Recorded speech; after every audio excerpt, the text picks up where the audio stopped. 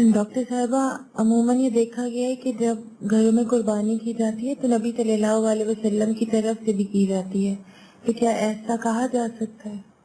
कुर्बानी अपनी तरफ से करने के अलावा दूसरों की तरफ से भी की जा सकती है, और खुसूसन अल्लाह के रसूल सल्लल्लाहु अलैहि वसल्लम की तरफ से, क्योंकि आपके हम पर बेशुमार एहसानात हैं।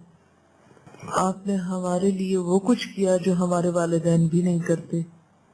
आप सब जहान वालों के लिए रहमतुल लिल आलमीन थे।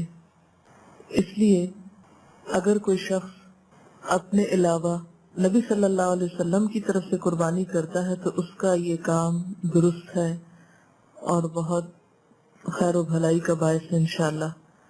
और फिर आप देखिए कि हम तो अब सोचते हैं कि करें या ना करें, रसूलुल्लाह सल्लल्लाहु अलैहि वसल्लम ने अपनी उम्मत की तरफ से कुर्बानी की।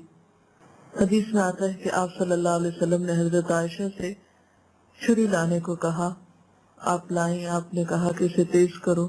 हजरत आयशा कहती हैं कि मैंने छुरी को तेज किया, फिर आप सल्लल्लाहु अलैहि वसल्लम ने मेंढे को जो आपके लिए वो पेश किया गया था, आपके कहने पर जो आपके मंगवाने पे लाया गया था, उसको आपने लिटाया और फरमाया बिस्मिल्लाहि अल्लाहुम्मा तक़ब्बल मिन मुहम्मदिन व आलि मुहम्मदिन व मिन उम्मति मुहम्मदिन तुम्मा दहा बिही।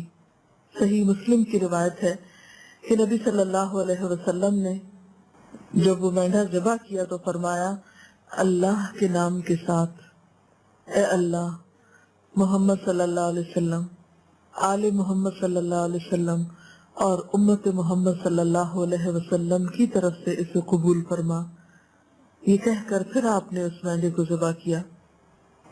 जी, इसके अलावा कोई और सवाल? डॉक्टर साहबा, के वालिदैन की तरफ से जो वफात पा चुके हैं उनकी तरफ से कुर्बानी की जा सकती?